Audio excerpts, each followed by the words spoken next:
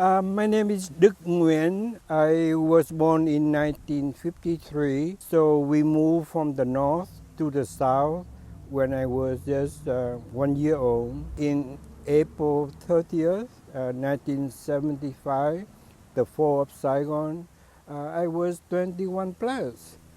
And during the war, I was student at the high school and National Institute of Technology. I'm in the mechanical engineering department. And the only role that I played during the war was that everyone, when you reach 18, you have to join the local armed forces. They just give you a gun. So I believe every 2 weeks it's your turn to go to guard the neighborhood. But my mom, she's scared. Most of the time we would hire someone to do the guarding for us. But I still have a gun at home in my bedroom, but we didn't do anything. Oh, it started, I believe, the early morning. That was Monday, April 21st. Any normal day. So I went to school and I was so surprised that the whole campus gate was locked up. And I was asking myself, what the heck? There's a little side door that is open, so I got into the campus through that side door to go into my mechanical engineering department. And there, the gate was closed too. And there's just a little sign saying the school is closed for indefinite. So I know, something wrong. And I go to the back of the school. We have a coffee shop there.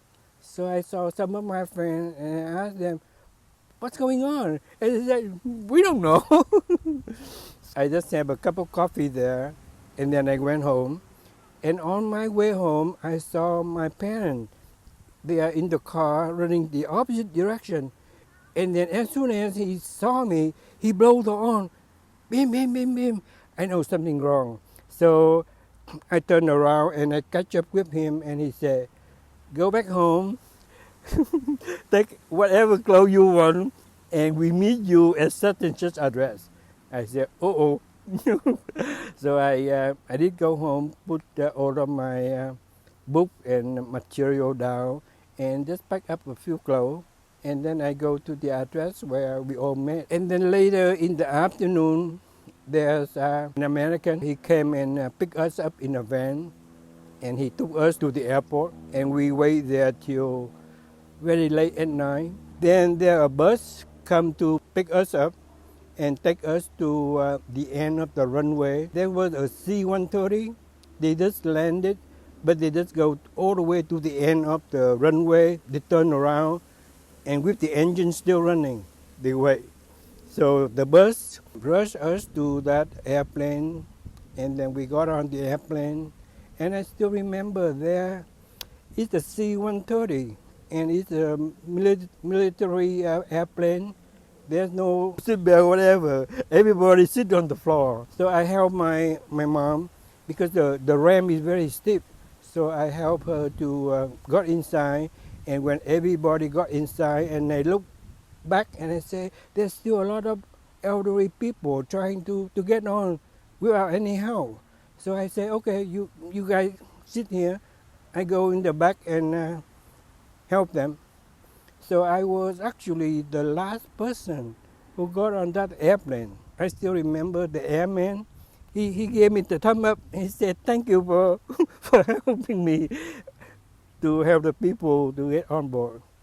So very shortly, the plane took off and took us from Tân Sơn Nhất Airport, Saigon, to Clark Air Force Base. It's just outside of Manila.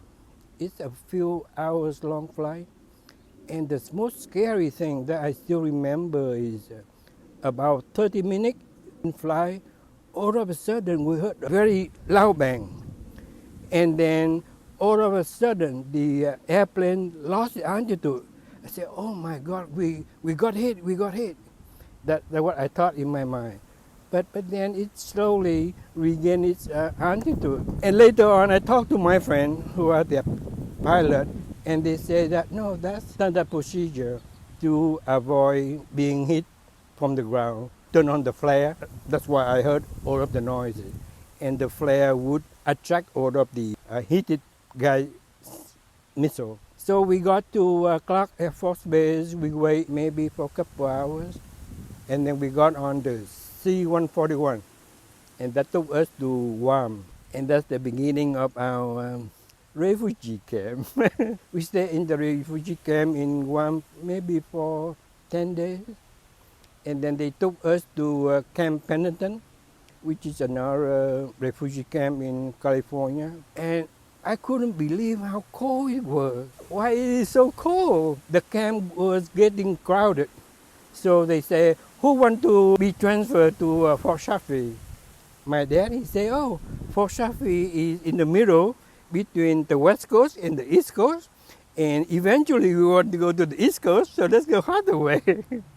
So that's why we all got on another plane to Fort Chaffee. And we stayed there maybe a few weeks. We left and we moved to Virginia to stay with Bak Jun, the elder sister in the family. So that's the beginning of the end of our journey from Saigon to the USA. But I always told my friend that, wow, we are the very, very lucky few. Because when I heard of my friend, they have to fight for their place on the boat in the Saigon Harbor, or fighting for their place while they are trying to climb into the U.S. Embassy. And that was a nightmare. Very blessing that we all got here safely.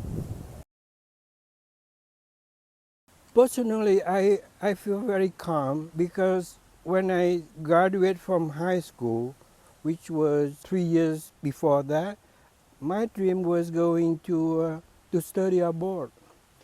But in the summer of 1972, there was a big offense attack by the North, so they changed the rule.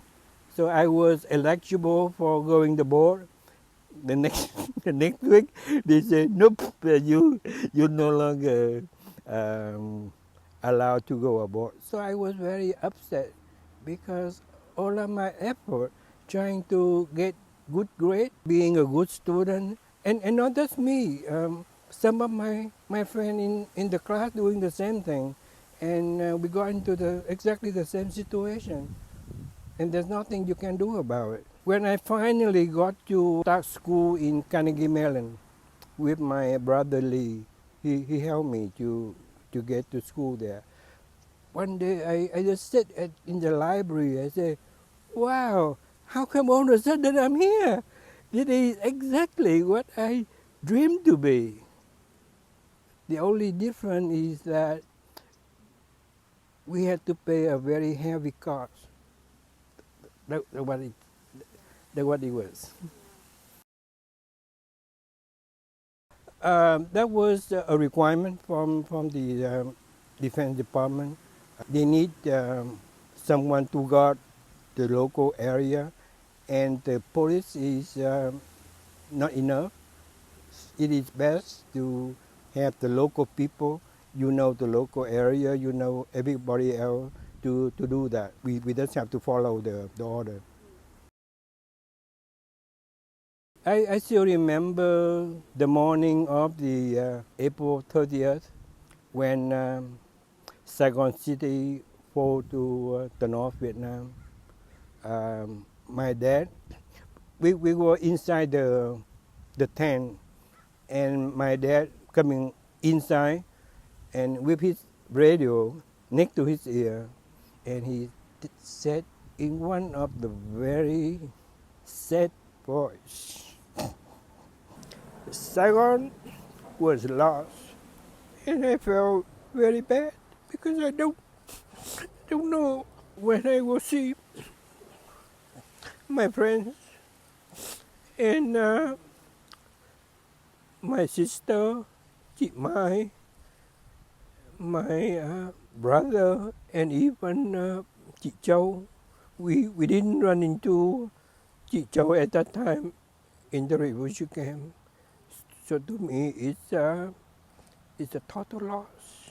I I can feel also the sadness in my parents, maybe 10 times or 100 times worse than me. And I'm sure my dad would never think that he be able to go back. Especially in 1954, we already moved from the north to the south, and be good. The North Vietnam government would never ever allow them to go back. So I just left and I go to sit down on the beach and I just look at the ocean way there. Say, hey, that's Vietnam way over there. But you might never be go back there again. The condition that we were forced in, I'm not in the army, but most of my friends are from the Marine to the airborne and even the special forces. And they told me that, dude, if I don't shoot first, I'm dead. And, and I believe that is the condition that is very difficult for anyone to be in. You are left with no choice. You got to, you got to defend, and you have to shoot fast. And I believe that's the first part for me to accept. And another thing was about the cruelty of the north side. May not be the majority, but the local people, because of hateism, because of the differences in the society level. When they have the control of you, they give you a very hard time. One example is during the Tet Offense of 1968, they occupied the city of Hue for the whole month. And after that, we found so many graves that they just kill innocent people for no reason whatsoever. And, and I just don't understand that. Okay, you fight because blah blah blah blah blah, but but not not putting the innocent people in such a condition like that.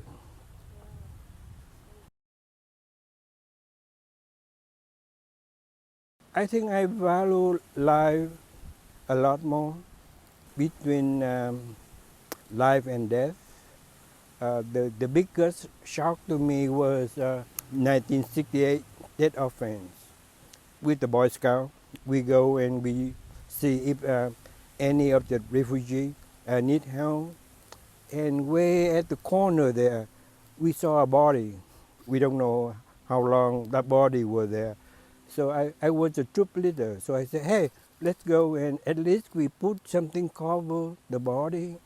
And when we are about, I would say, 3 years, 4 years, man, it was the worst smelling that I ever had. And all three of us, we just stopped and we turned around and we ran because we just cannot stand the smell of a dead body for, again, we don't know how many long. And I felt so bad. The body was there since nobody know when.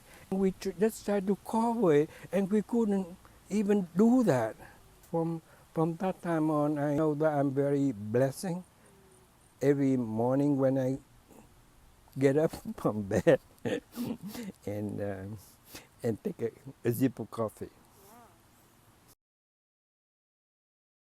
My family is a very close knit family. I think we all learned that from my dad and my mom. So even I I remember my brother and sister, they go abroad, and maybe once every 2 months we write a letter to each other. But the minute Nguyen showed up in the refugee camp to visit us, well, we felt so close. We are so happy. And I looked at him and said, boy, you was the worst student in my high school, and you made it. And he said, yep. So I told him, okay, then I shouldn't have any problem because I have a better grade than you were. So we just laughing. But I don't think the war has any impact on our relationship. Yeah.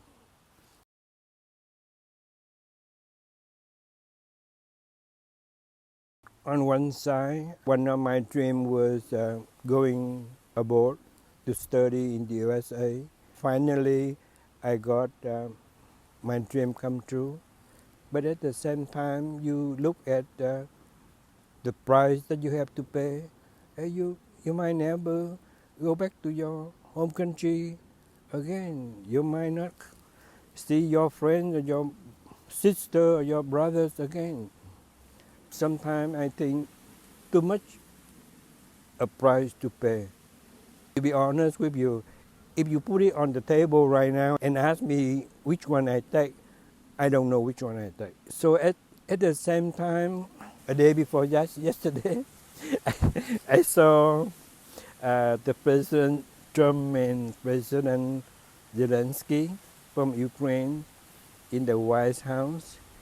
And it is clear to me that the United States no longer have any interest in supporting Ukraine.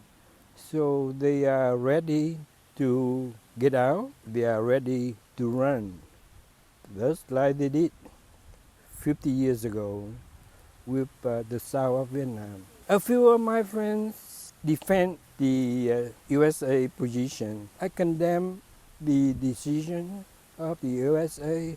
Hey, if you don't keep the promise, if you don't keep the commitment, why bother in the first place?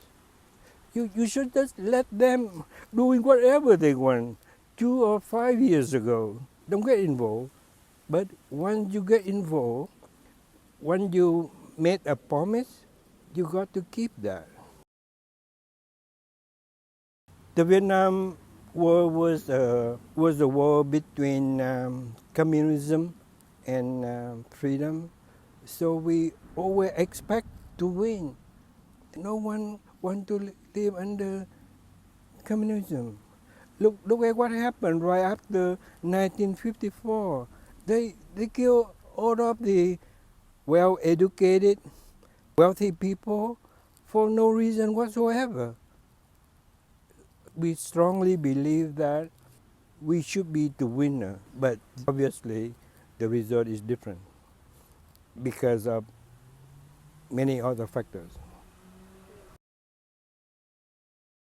Whatever you believe it in, make sure that you don't do anything that harms or hurt any other people. Again, I'm Boy Scout, and we took the oath that we always be honest. And to me, I took those oaths very seriously. And even with Kevin, our oldest son, he joined the Cub Scout, and I keep telling him that whatever promise you make sure that you mean it and you keep it. I think the biggest lesson that I learned from the war is that you never want to start it. Do whatever you need to do to resolve any of the conflict, any of the differences a different way, but not by forces. Because when you push the button, you expect the other side to do the same. And there will be bystander um, seriously affected,